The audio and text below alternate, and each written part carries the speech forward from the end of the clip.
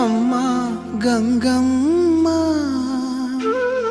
కృష్ణమ్మకు చెప్పమ్మా కష్టం కలిగించొద్దని యమునకు చెప్పమ్మా సాయమునకు వెనకాడొద్దని గోదారికి కావేరికి ఏటికి సెలయేటికి కురిసేటి జడివానకి